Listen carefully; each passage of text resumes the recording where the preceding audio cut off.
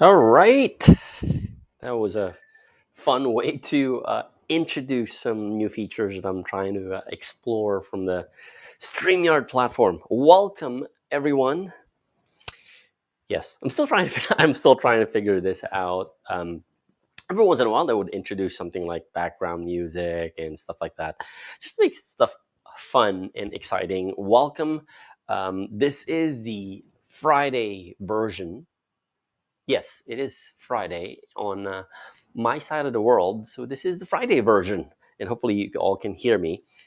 Practical SQL Server HADR, where I talk about anything about SQL Server high availability and disaster recovery. My name is Edwin Sarmiento. I'm a Microsoft Certified Master for SQL Server, and my key area of expertise is on high availability and disaster recovery. I I come up with themes every week, and that just makes life a lot easier for me. Plus, also it gives people a bit of a some context on what the topic is all about. And I've collected some questions throughout the couple of days when I posted this announcement. I think I posted this announcement back in Tuesday. Yes, and so this is kind of like a culmination of all of those. If you're joining in from either YouTube or LinkedIn, say hi. I do get the comments as they come in, so welcome. But one of the reasons I want to talk about monitoring is this is I'm gonna go on a rant here.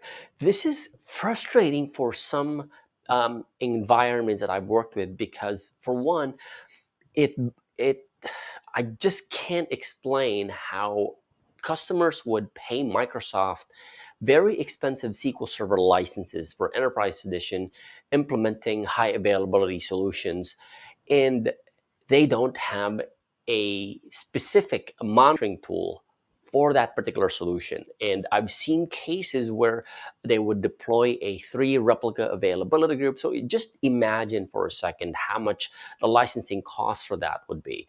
Let's say you have an 8 core. I'm drawing out a minimum installation, or 4 core, even 4 core uh, SQL Server machine with, let's say, 3 replicas. You've already paid, let's just put some numbers in there, 32,000 US dollars just on licensing alone for Enterprise Edition, but they don't have anything specific for monitoring SQL Server availability groups. And that's just a fraction of the cost. I kind of look at it as you're buying this very expensive car and you don't even know what's going on with it. You don't have a gas meter, you don't have a temperature gauge, you don't have a speedometer, and it is very difficult to really figure out what is going on. Good morning, hi. And this is one of the reasons why I spend a lot of time on this, mainly because you've already spent money on licensing. You've spent a ton of time building your HA solution, yet it is not getting monitored. And the reality is, if you don't get the monitoring right, because the knee-jerk reaction when people hear this is, okay, I'm going to buy a monitoring solution, just put it out there. There's another side to having a monitoring solution, and that is getting a bunch of alerts that you're not even aware of, and you're getting a bunch of notifications, alerts, emails.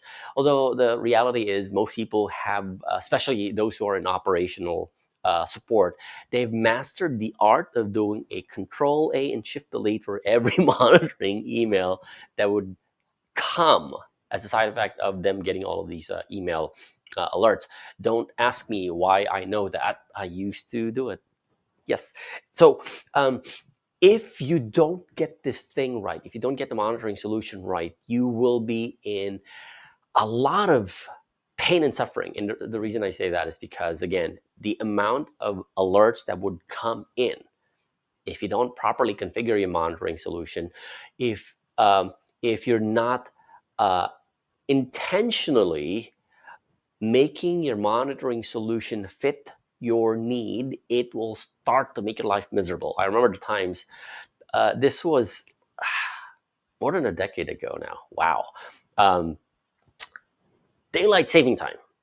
Yes, daylight saving time. And I was assigned on call, and you know how it is when you uh, extend the, I don't want to say extend, but the clock shifts, and you're monitoring stuff like how long a SQL Server agent job would run, and if it runs longer, you get an alert. And then the clock hits 2 in the morning on a DST day, and then all of a sudden you go from 1 o'clock to 3 o'clock, and then your alert, your monitoring solution starts to think, oh, this job has been running longer than usual. But in reality, though, it's just a DST thing. Even though the job only ran for like a second, SQL Server or the monitoring tools thinks it's an hour and a second. So if you don't really get this thing dialed in, it will start making your life miserable. I remember having to deal with a bunch of emails and alerts coming in, and I don't know which ones to focus on because it is becoming annoying, right? And that's why you really need to get this thing dialed in, because it can spell the difference between your sanity and your lack of sleep for an entire week or an entire month, depending on how fast you can get all of these things going. And that's why I wanted to spend some time answering some of the questions. And these are really good questions, though, that were submitted these past few days. Um, Also, it is important that you don't focus on the tool. Um, I wish I can recommend monitoring tools. There's a question actually later, but I'll leave I'll leave it at that for now. So here's the first question that was submitted. This was from I think yesterday. I want to monitor available groups, and interestingly though, a lot of these questions are for availability groups, because again, when you talk about high availability in SQL Server, most people think of it as, oh, we're looking at always on availability groups or failover clustered instances, but a lot of people are pushing availability groups. I want to monitor availability groups and the databases on a daily basis. Please provide suggestions and scripts. This is a question. This is the loaded question, actually. You want to monitor availability groups and the databases on a daily basis. Please provide suggestions. My the way I approach this question is kind of like the question I ask people on a regular basis, and they don't have anything to do with SQL Server, right? What I mean by that is, okay, we're I think 3 years into the new year. People wrote down their New Year's resolution. One of their New Year's resolution was, I want to lose weight. So, how would you want me to recommend you getting on the weight goal? Do you want to be a 350 pound lighter? You want to be 150-pound lighter? That's kind of like where I'm going with this, because the recommendations and the suggestions that I will be making may not necessarily fit into what your business goals are, right? It's kind of like driving a car, and you can go as fast as you can, but how do you tell somebody who hasn't driven anything how fast they can go? I can tell you to drive 60 kilometers per hour or 60 miles per hour, but that doesn't mean anything. Why? Because we don't know what the speed limit is. And so it is important first to have a, um, a unified metric that everybody in the company would agree to, or anybody on the technical team would agree to. That metric is dependent on your business needs. Okay, sure, I can give you suggestions and recommendations about, you need to monitor this, you need to monitor that. But before we even look at what you need to monitor, the question has to be, what's your recovery point objective? What's your recovery time objective? And what's your SLA? Every high availability and disaster recovery conversation that I've had revolves around recovery point, recovery time, and service level agreement.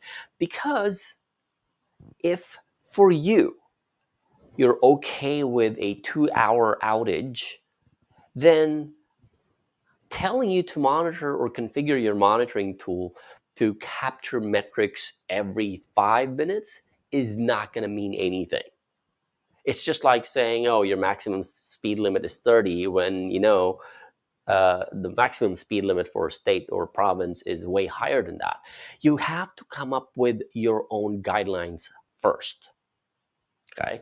And I can only make suggestions based on your guidelines. And this is, again, one of the reasons why when people start asking questions on what do you suggest and what do you recommend, I throw back the question is, what is your goal? What is it that you really need?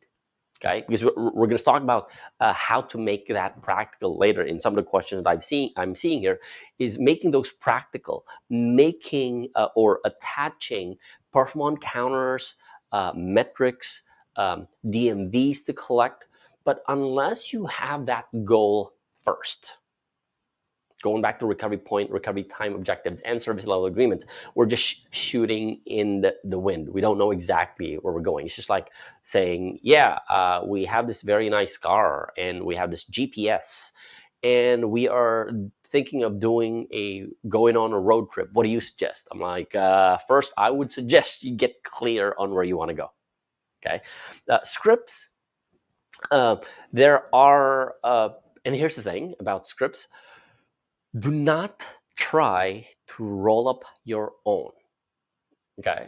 Because monitoring is a full-time job. I'm just saying, monitoring is a full-time job. Just try and tweak System Center Operations Manager's SQL Server Management Pack.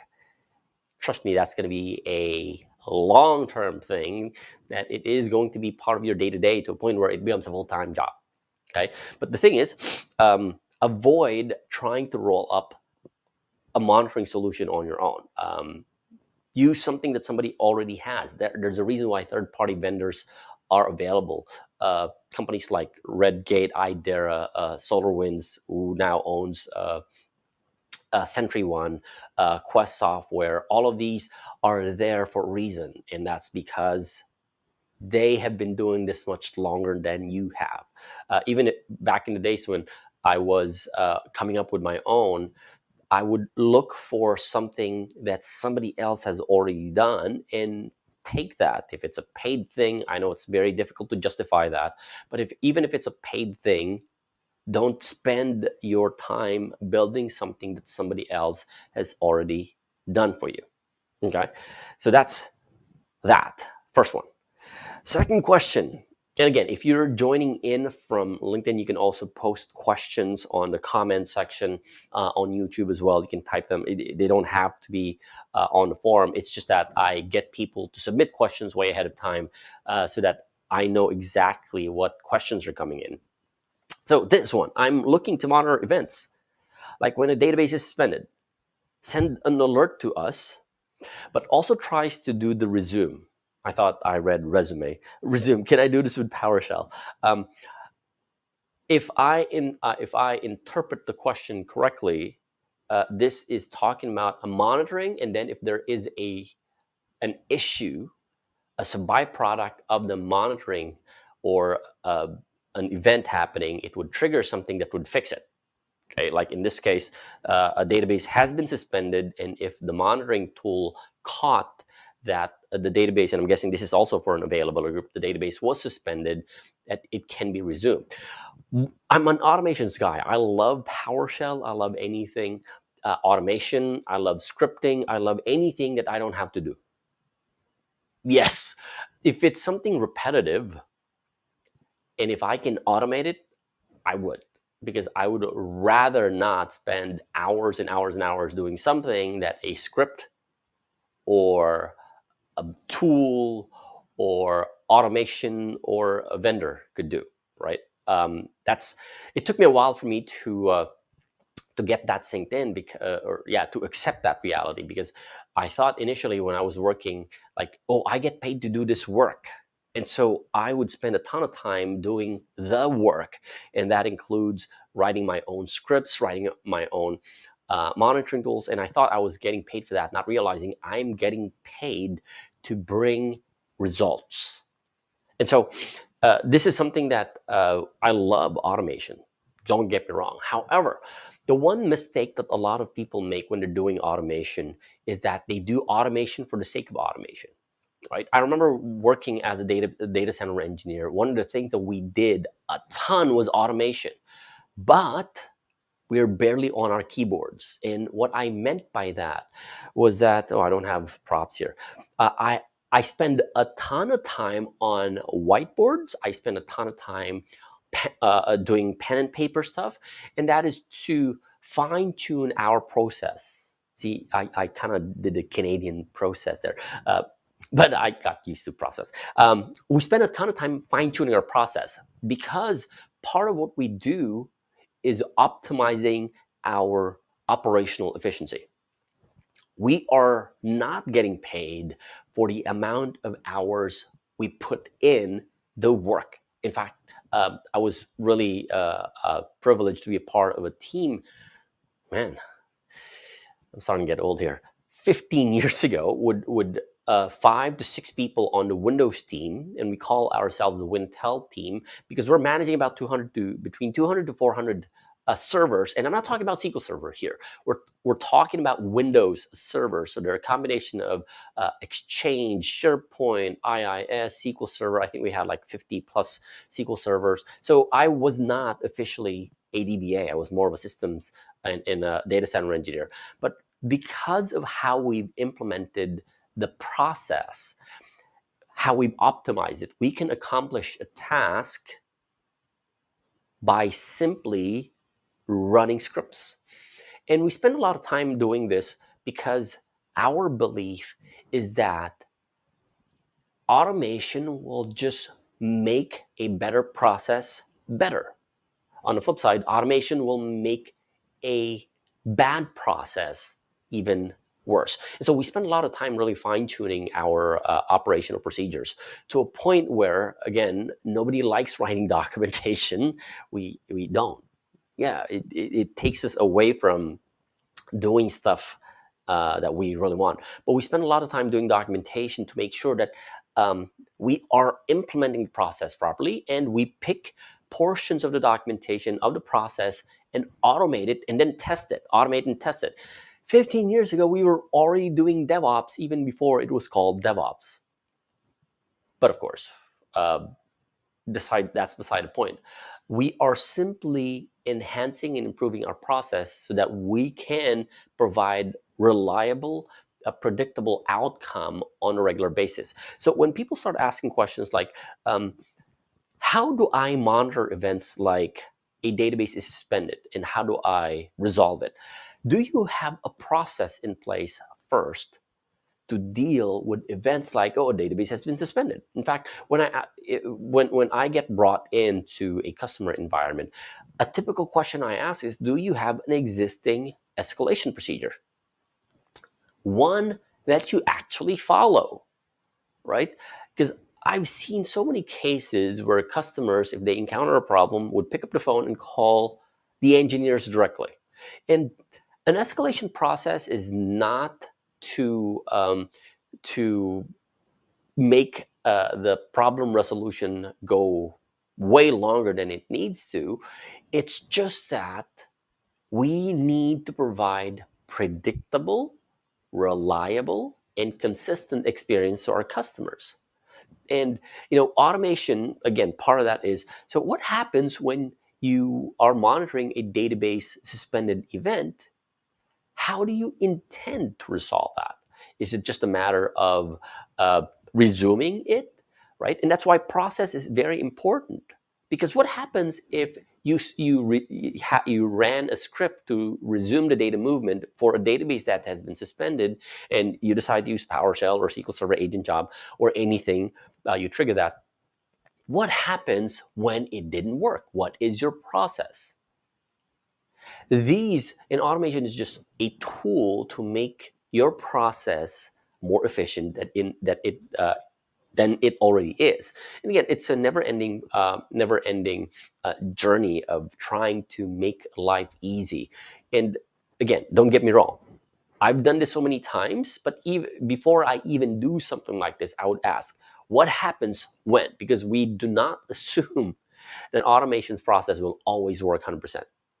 And that's why you need a process, right? So that's kind of like the response I have for people who ask questions about if something happened or if an event happens and we want to automate the resolution, what's the next step afterwards? Okay. Here's another one. I set up SQL Server alerts to monitor available groups. And again, I'm seeing a trend here or a theme. It's all about availability groups. I'm setting up SQL alerts to monitor availability groups. One of the alerts I created was to monitor AG role change. So I'm guessing from primary to secondary, secondary to primary. So that involves some sort of a failover. I manually failed over to test, but I got a lot of emails. Of course. How do I reduce the amount of email alerts? I did prefix this earlier when before I started, that monitoring and fine-tuning your monitoring is actually a full-time job. The reason for that is because initially you don't actually know what you need to monitor. Hence why one of the question earlier was all about please provide suggestions. Your starting point has to be what are you trying to accomplish. Now in this case they want to monitor role change from primary to secondary. So why would you want to monitor a role change? Is it because you want to be notified that the role has been changed? Is there any action that needs to be taken? And like I said in the beginning, if you don't get this right, it can be a nightmare. This is one classic example. I've had people, there was a client that I worked with a couple of years ago where they brought me in. They've implemented System Center Operations Manager, and they want to fine tune their SQL Server management packs for availability groups, because the minute that they turned the management packs on, all of a sudden they've gotten massive amounts of emails. And like I said in the beginning, you may not admit to the fact that you've mastered the art of doing a Control A and Shift Delete for every email alert that comes in, mainly because you get so overwhelmed. And there's no such thing as triaging when you have 100 emails come in from your monitoring system all at the same time, and you don't know which one's priority. That's why in the beginning I said this is a continuous thing that you need to work on until finally you've cleared out all of the false negatives, right? You've cleared out anything that could just be annoying, and you can just focus on the things that matter. So setting up SQL alerts to monitor AG. You want to monitor AG role change from primary to secondary. Okay, you fail over, you got lots of emails. How do you reduce? For one, when you're setting up your SQL Server agent, I'm guessing this is SQL Server agent alerts, when you're setting it up, because it doesn't just apply to SQL Server agent alerts, it applies to any monitoring tool. Okay, you're monitoring a failover, in this case a failover of your AG from your primary to secondary, and because the monitoring tool that you're using is either looking for generic stuff, and maybe you're monitoring keywords on the SQL Server error log, or you're monitoring events, but when that happens, your monitoring tool will start sending a bunch of emails and alerts that you don't even know. And this is basically the question. What you need to do here is define, again in the beginning, what is it that you want to monitor? And in this case, failing over because you want to get notified. Do you want to get notified? What do you need to do after you get notified? Okay, that's one. Number two, you also need to come up with a process to filter those. So for instance, fine-tuning an alert. If you get an alert for a single event, that's fine.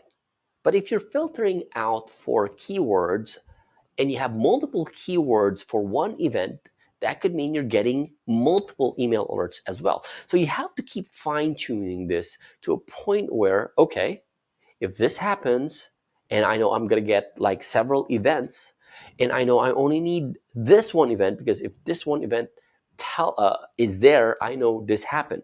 right? Cause and effect. And you have to include that as a rule on your monitoring. Um, Man, when I was working as an operational DBA, we are filtering out messages and keywords and alerts and events on a daily basis until we know this is exactly what we wanted. And I say daily basis because one environment might be different from another environment. And this is where standards play a very important role. If you're deploying an availability group, right, they may have different recovery point, recovery time, and service level agreements, but the way you monitor them should be the same. The only thing that would differ is the frequency of polling that you need to implement in order for you to meet your recovery point or your recovery time objectives, right? It doesn't make sense for you to poll every second if your recovery time objectives or your recovery point or your excuse me, SLA is 5 minutes. Okay, it's one of the reasons why a lot of monitoring tools are fine with the 5 minute polling intervals. Plus, the fact that you don't want your monitoring tools to be the ones causing performance issues because they keep polling your SQL Server databases. So, understand first what event you're trying to capture. Number two, how are you trying to monitor that event? Number three, what metrics are you trying to collect or triggers that you're trying to collect that would tell you? And number four, fine tune it, right? I'm outlining the process because every monitoring tool is different. SQL Server Agent, uh, uh, you may have to incorporate some of your scripts in order to filter out, is this a failover? Is this just resolving? Is this just databases being suspended? A lot of these things that you have to filter out in order to come up with a monitoring that would not make you go insane. Okay, that's how you reduce your alerts. You filter, you fine tune, you filter, you fine tune, you filter, and then you apply that on your other systems. Okay, and here's the thing though, I talked about standards. One of the things that I do emphasize is how important standards are. You don't want to get confused, right? It's a little bit. I'll just use my personal example. Crossing the border from Canada to the United States and driving across a bridge that says kilometers per hour and miles per hour. I don't even know if I'm overspeeding because my dashboard shows both kilometers and miles, but then kilometers is the prominent one. When you're monitoring your availability groups or any SQL Server high availability solution, you don't want to get confused as to, wait a second, how come this alert over here applies to this, but not this one? And then you get confused. Come up with a standard and use that standard to make your life easy. And again, the thing that would differ would be your recovery point or your recovery time and service level agreements, but then use the same ones. It's the reason why, even deploying SQL Server, standards on how to install SQL Server, what the configuration is like, so that when you're deploying like hundreds in a month, you don't have to worry about, oh, did I do this here? Or did I? And that's where automation can be your friend. You have the standard, you simply pass the standardized parameters to a script and automate everything, right? It makes life easy for you. Okay, so the way you reduce the amount of email alerts is really understanding what events are you trying to capture, what's the behavior, and filtering out and fine-tuning it. It's not going to take one day. It is going to take at least a month because, again, your databases might be stable this week, next month. You'll never know when a failover might happen. And truth be told, though, manually failing over your availability groups would capture a bit, right? Things that you kind of know.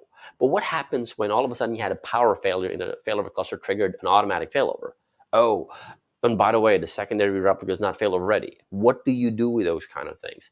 How are you going to respond in situations like those? And that's why it is important for you to have a really good process in place. When an incident or an event happens, what do you do? And once you find out what these pieces of tasks that you need to do as part of your process, then you start automating pieces of them, right? Um, Next question. Wow. I would like to know about the different options for setting up alerts for outages. That's a really, this is similar to the first question, by the way. I would like to know about the different options for setting up alerts for outages. First off, what is your definition of an outage? Okay. Is an outage for you just a server down thing? Is an outage for you just a database down thing? Is an outage for you, because again, we all have different definitions of outages. And a lot of people don't see a performance issue as an outage. And I was just working with a client last week where they are having a performance issue. Their application was running on IIS, and when they go to the website, it just freezes. And of course, they blame SQL Server for it. And this is technically an outage. If nobody can get to your application because it's experiencing performance issues, that is an outage. So that your definition of an outage has got to be crystal clear. Most of us think that an outage is simply server down, application down, database down. But again, a database does not live in a vacuum. Your applications connect to your database. And so in an availability group, people might think, oh, a listener being offline is an outage. Yes, but you can work around that. A failover cluster being offline is an outage, sure, because it takes down the availability group. An availability group that is offline because something went wrong on the primary and the secondary is not failover ready, that is an outage. A server down, SQL Server instance down, those are outages. But have you ever considered a performance issue being an outage? If the customer could not connect to the application because SQL Server hanged because there was a long-running transaction in the background, is that an outage for you, or is it just a performance problem? You have to have that definition first. Okay, so knowing about the different options for setting up alerts for outages starts with defining what an outage means to you. And like I said in the beginning, how do I know that I'm driving too fast if I don't even have a speed limit? Or do I just rely on a whoop, whoop, and I see a blue and red light from my rear view mirror telling me that I'm overspeeding? Do I just rely on that? Having that definition for an outage is the first thing. And I know people are asking, wait, isn't that something that I need to talk to my... Yes, it is something that you need to talk to your business stakeholders. Because again, our definition as technical professionals of an outage is not the same as the definition of your end users as far as outages are concerned. I'll give you a very simple example here. I'm pretty sure during this whole pandemic thing, you've binge watched Netflix series, you've been on Amazon for buying stuff, Instacart if you're doing online grocery shopping, or any type of e-commerce thing. When something happens, you can't click on a button, the response time is taking too long. Do you tell yourself, even though you're a DBA or you're a technical professional, do you tell yourself, oh, there's something wrong with the database? No, you don't. You just say it's down. And the perception has been, even if it's the network, even if it's a server, even if it's the app, even if it's a database, from a customer user or an end user or a customer's point of view, the app is down. Okay, and that's why you need to have an end-to-end monitoring tool where you're capturing every component in your entire application stack. Hence why I mentioned earlier different options for setting up alerts for outages. Okay, so we've monitored an alert for SQL Server. We created an alert for when the listener name of an availability group is down. Okay, we'll do that.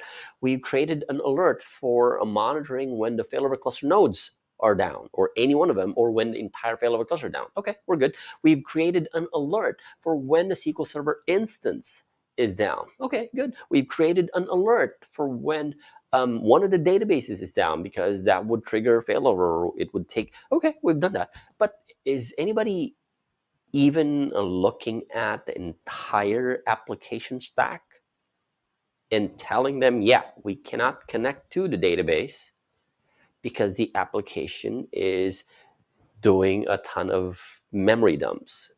we can't connect to the database because there's a network issue between the application, and you have to have a look at those. Okay, that's one of the reasons why I said this is practical SQL Server high availability in disaster recovery. You don't just look at SQL Server when it comes to high availability, because the way I look at it, it doesn't matter if you're the best DBA in the world and you manage to fail over your availability groups or you fail over clustered instances in less than 2 seconds or 3 seconds or what have you. You manage to restore your databases as quickly as you possibly can, meeting your recovery objectives. It doesn't matter if the app can't connect to the database because there's a networking issue, or the application is down because they did not configure HA. This is a team sport. Monitoring is a team sport, so you really need to make sure that everybody is aware. And again, your definition, my definition of an outage is not the same as the end user's definition of an outage. So you really have to get that clear first. Yes, that was the fifth one, I'm guessing. All right. This one, how do I deal with a high log send queue value for the SQL Server database replica counter? This is a perf1 counter that you measure from the primary replica. This is the log send queue is the amount of transaction log records that have not been sent over to the secondary replica.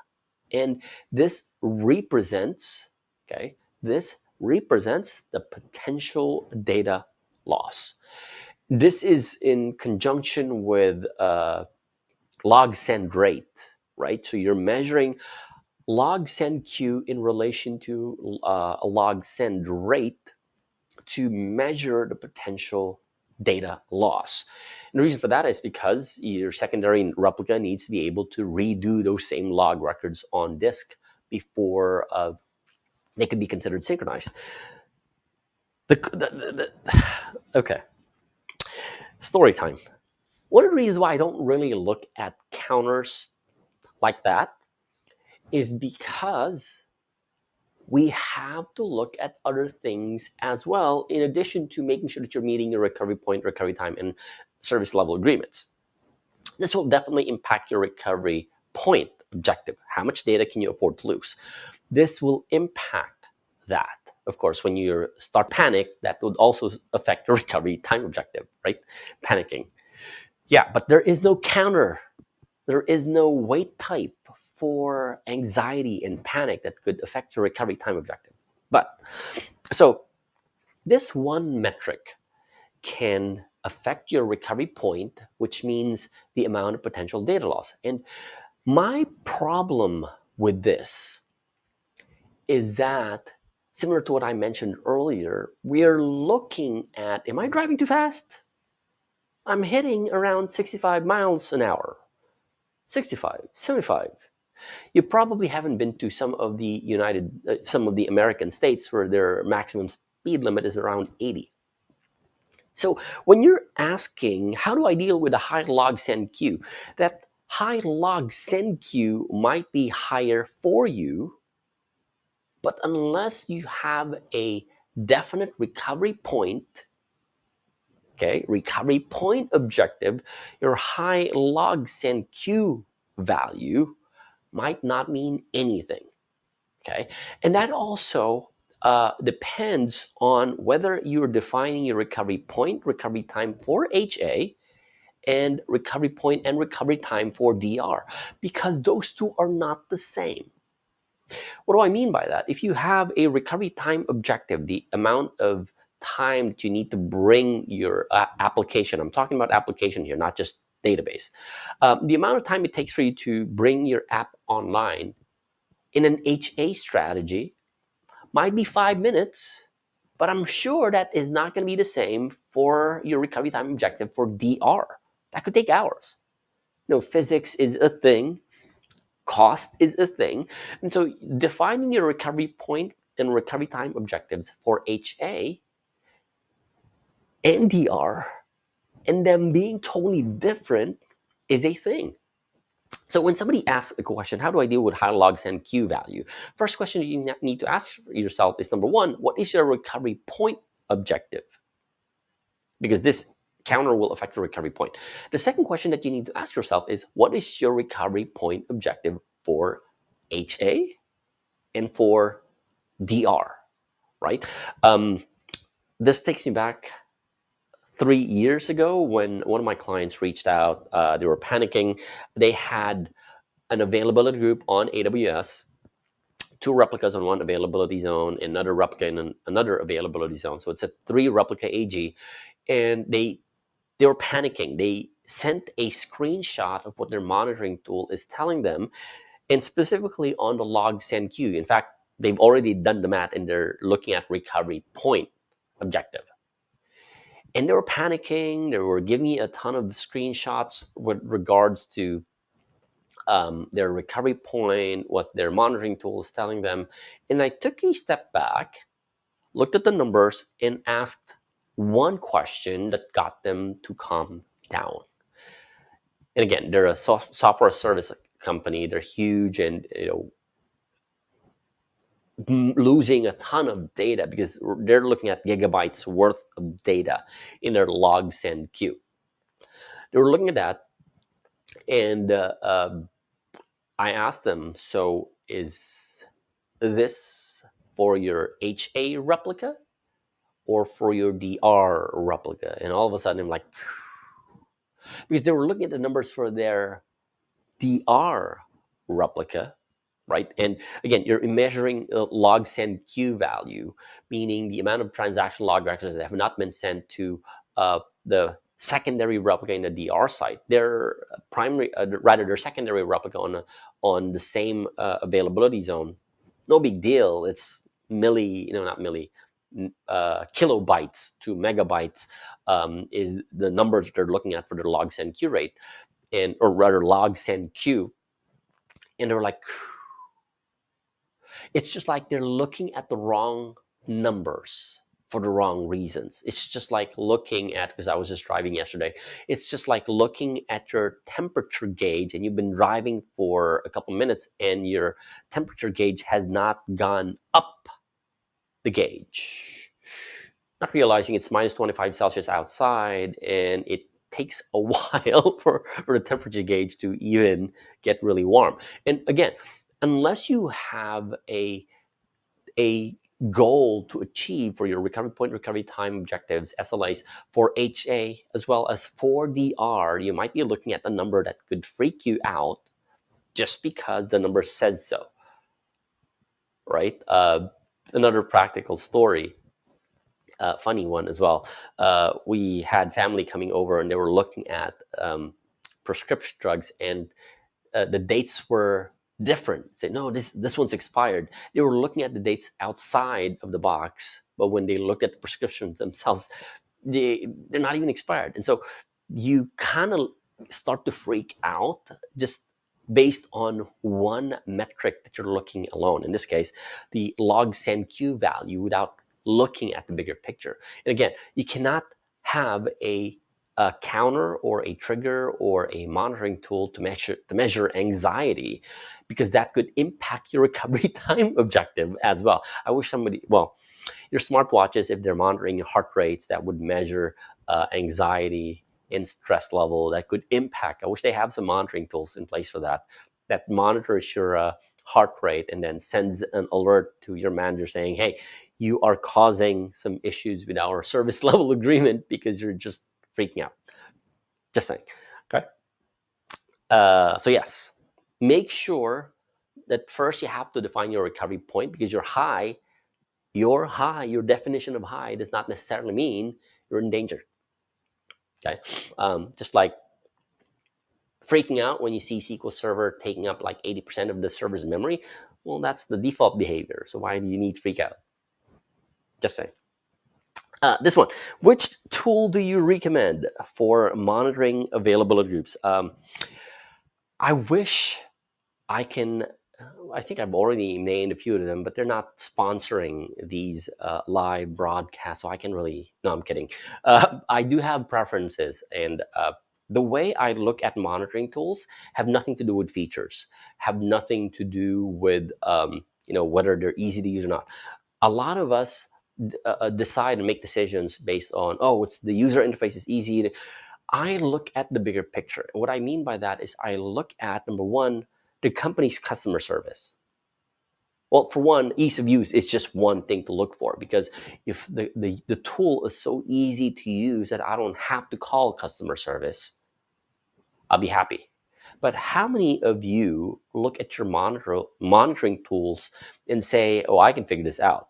That's not an iPhone or a smartphone that you can figure things out easily, right? As I mentioned earlier, the barrage of emails coming from alerts and notifications when you get like 100 or so means you have to start talking to your vendor, your monitoring tool vendor, to help you and assist you. How do we work on improving the operational process? Note that I did not mention fine tuning the monitoring tool, okay? Because the vendor has seen different environments, different behaviors, different processes, and tweaking a monitoring tool is just one part of it. I kept emphasizing in the early portions of this Q&A session about the process, the people, and the tool is just one thing. Okay. The next thing that I look at is the people. I don't want to be on the phone talking to somebody who does not know what they do. In the same way, you don't want to be calling a phone, calling customer support, and getting on a phone with somebody who does not even know what the product is. Number three, how helpful, how supportive are they? Because here's the reality. Even though we claim as technical professionals that we don't want to ask for help because asking for help is seen as a sign of weakness, we admit we need help. We just don't want to tell people about it, right? We recognize that. And so when I pick up the phone and I talk to customer support or technical support, I don't want the person on the phone telling me, you're so stupid, you shouldn't be doing this job, even if it's sarcasm. Like, I need help and I need support. That's why I'm calling you. You don't need to rub it in that I'm stupid, right? And so I look at that. I look at the company culture. I look at how the company has done for the past couple of years. I look at longevity. And again, as a database administrator, we don't think of these things. But when something, and I say something like a company bought over another company, that changes the interaction. And so, how do these things tie into choosing a monitoring tool? If you have an SLA, you have to meet a recovery objective. Your system is down, your monitoring tool is not working. You pick up the phone and they can't even get the answers and the resolution that you need. You are going to blow up your SLA because the other person on the phone who's supposed to help you does not know what they're doing. They're bad at customer service. They don't know how to escalate, and they don't know how to help you. Not to mention, they fear that they're going to lose their jobs because they just got acquired by another company and they might get terminated. And these are the things, again, that not a lot of people think about. But again, we are, as technical professionals, in the business of customer support and customer service. We might not see the customers, but when you're keeping that availability group up and running, you are serving people who will be using those systems. And that's why I look at those even when I look at monitoring tools. You have your choice. And I don't just go around and recommend something because, one, I don't know your process.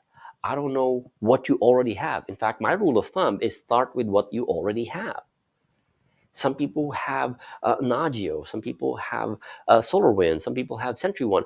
Use what you currently have. The learning curve to take on another monitoring tool is more expensive than you looking at your existing one, fine tuning it, because you're still going to go through the same thing again. You're going to review a tool, you are going to evaluate it, you're going to fine tune it. You might as well use what you already have. That's what I look for whenever a client would come in and ask me for recommendations on a monitoring tool. And here's the thing: you know the tool better than I do because you have worked with it for a long time. right? I may know a thing or two about System Center Operations Manager, but you're in there day in and day out. In fact, when I was working as a data center engineer, we had our operations team define how the monitoring tools behave. Because one, they're front and center of what is going on with the day-to-day operations.